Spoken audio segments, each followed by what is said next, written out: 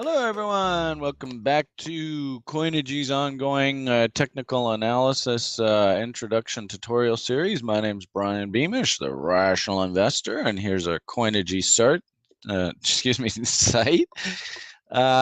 Such a handsome looking site. Love this place. So today we're going to go and take a look at moving averages. So previous sessions, we took a look at a few momentum indicators. Now we're going to take a look at actually what a lot of these indicators are based off, and that's just simple moving average analysis. So you see I've gone over to the Coinigy site, loaded up a Bitcoin US dollar daily chart, which on Bitfinex, which you can see over here. They give you a nice simple user interface to load in anything. In fact, why don't we do something fun? Let's Darkcoin's been really popular lately. Why don't we do that one? So Darkcoin in US dollars. Wow, there's a nice bull market. And what we're going to do today, I think, is we'll probably take a look at two different types of moving averages. So we're going to start with the simplest of all, and that is our what we call the simple moving average. Simple moving average in that all it does is it just plots the 10 and we'll change this to the 10 period simple moving average for you here.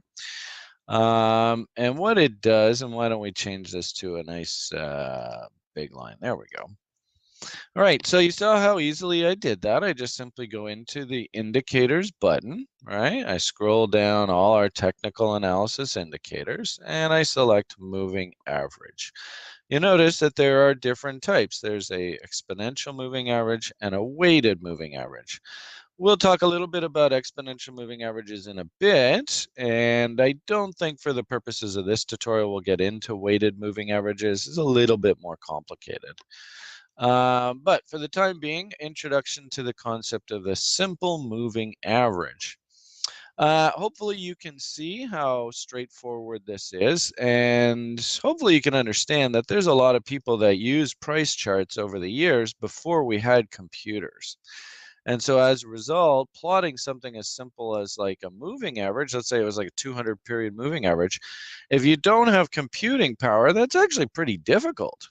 And you can imagine how much math is involved just trying to plot each of these on a daily basis, right? Thanks to computers, our lives are a lot easier, and we can now plot moving averages at our leisure. Now, what is a moving average, right? Simply put, and if we just take today's date, for example, this is basically the average price right there, 347 or whatever, right there. That is the average price of this asset over the past, and keep in mind, this is a 10 period moving average. So this is the average price over the asset over 1, 2, 3, 4, 5, 6, 7, 8, 9, 10 periods. So this level, right, that this white line is on is really the average of all of these prices combined. And then as you go back in time, right, you just move the box one spot back, right? And it gives you basically the last bar is going to be the previous 10 bars average price. Right? It's not a very good box. So let's give you a better box to work with. All right, there's 1, 2, 3, 4, 5, 6, 7, 8, 9, 10. All right, so it looks something like that, right? And as we move back in time, this level that you see here, right on the very edge of our box, is the average of price over that previous 10 periods. And so as you go through time, it shifts as price shifts, right? It's pretty straightforward. All right, so, there's very simple ways to use moving averages, i.e. prices below the moving average, sell, prices above the moving average, buy. You've probably heard in my previous videos, I'm not a fan of anybody trading off of just one indicator. That's setting yourself up for trouble. And if, for example, you had used this 10 period to generate trade ideas just on itself. Well, we had a short here, and then a buy here, and then a short here, and then I don't know whether you got a buy here, then a buy here, and then a short here, buy here, short here, et cetera, et cetera, et cetera. What ends up happening is you end up grinding your account and just blowing yourselves up paying commissions right, left, and center. My suggestion is, oops, we got rid of the moving average, is couple your analysis with at least 3 different reasons to take a trade, right? Moving averages may be one of them, right? Popular moving average settings for trades. If you're, let's say, well, simply put, I'm a big fan of the 30 period simple moving average. And so you can see how price came down here and then ultimately closed below this moving average here. Pretty good signal. Market came up here, popped up above, came back and tested this level, right? Not a bad entry here, and away we go. But just like I said a moment ago, sometimes moving averages can, cross you up, right? You end up having to take multiple positions. So not the best idea to operate just off of one indicator, but as you can see, this is pretty helpful.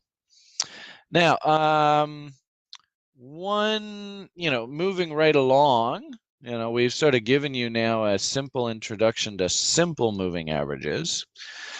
The way, another popular, remember we went through the tutorial on MACD.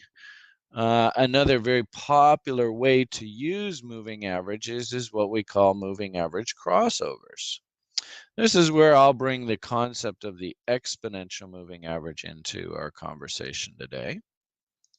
So I'm a big fan of EMAs because EMAs hug price a lot closer. Now you'll notice, in fact, here we can, just for demonstration purposes, let's change this simple moving average to that same EMA. You'll notice, so this is a simple 13-period moving average and an exponential 13-period moving average, right? And as you look at price, you see, remember the red one's the EMA, right? You see that it hugs price a lot closer than the simple moving average. The reason why is because of the math behind EMA. Simply put, and let's do our 10 bar window, right? So 1, 2, actually this is 13, right? So 1, 2, 3, 4, 5, 6, 7, 8, 9, 10, 11, 12, 13. Okay. So the moving averages at this point, right, are simply measuring this price action right in here, right? And it gives you your average on this date right here. And as we sort of move back over time, right, these readings are the average over the green window, right? Now, the difference here, remember we said that the simple or the white moving average, it treats every single bar equally, right? And that's why they call it simple, right? It's just this 13th bar over here has exactly the same weight as this first bar right here. The exponential moving average actually values each period, the farther you go back, exponentially less important. So today's, and I'm just going to chicken scratch this. Today's, on the exponential moving average, today's value is going to be given a 1-to-1. Let's see if I can even write correctly, right? 1-to-1 relationship. The previous days, it's going to be given a half relationship. So the second day, it has half the value as the first. The third day, 1/3 the value. The 4th day, 1/4 the value, etc., all the way down to 13. So you can see exponentially over time, the weight of the periods gets less and less and less as you go further and further over time. So as a result, the closer in bars are going to drag the indicator higher. I hope that makes sense to you guys. And the farther away bars are going to have less influence on the exponential moving average. You know, you can often see this quite wildly. You see, as price transition from bull to bear here, the SMA, it took a while to turn over, right? Because, you know, even at this point here, right, say this bar here, it was valuing all of these numbers equally, whereas the EMA was giving more weight, exponentially more weight to the closer values. So as a result, the moving average hugs the closer in periods a lot tighter. I personally like the EMA as a signaling tool. It works very, very well. And then remember I said I really like to use the 30 period SMA as sort of your like trending tool. What's price doing? So if we combine the two, let me just get rid of this stuff.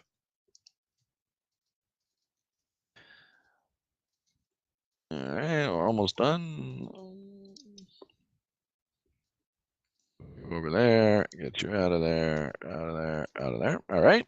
So if we combine now the two moving averages, we actually get a moving average system where you can see, in fact, we probably don't even need that, where you can see that crossovers of these two moving average actually represent half decent trade locations, right? I mean, if you watch my previous videos, you know I'm a fan of market structure, i.e. that's buying and that's selling, right? So you can see how we came down, went up, went down. So nice bullish market structure. And what a coincidence, we've got the moving average crossover at exactly the same location. Right? You know, remember earlier I said I'm a big fan of layering your signals. So here's an example where we have price and we have moving averages telling you to take a trade. There's 2 reasons. Ideally, I want to see 3 reasons to take a trade. All right, so as we look at this little asset right now, we got a pretty good looking sell signal right here. And we got a pretty good looking buy signal right here. Not bad, right? Not bad at all. All right, so good example, hopefully nice little tutorial giving you an idea, number 1, how to get moving averages from the indicator list onto your chart. I've introduced you to 2 simple, very, very simple moving average concepts, the simple moving average and the exponential moving average, and what the difference between those 2 are. We've also talked a little bit about moving average systems and how you can basically create a buy and sell system based off the relationship of 2 moving averages. Of course, you know, we did a tutorial recently on MACD, and basically MACD is the relationship between the 26 exponential moving average and the 12 period exponential moving average. So hopefully that explains a little bit about MACD, excuse me, a little bit about moving averages and how you can use them, how you can access them on Coinigy, and a couple different ways that you can apply them in your hunting for trade setups. All right, so have yourselves a great day, all the best, and I think we'll leave this tutorial at that for now. Thanks you, have a great day, bye for now.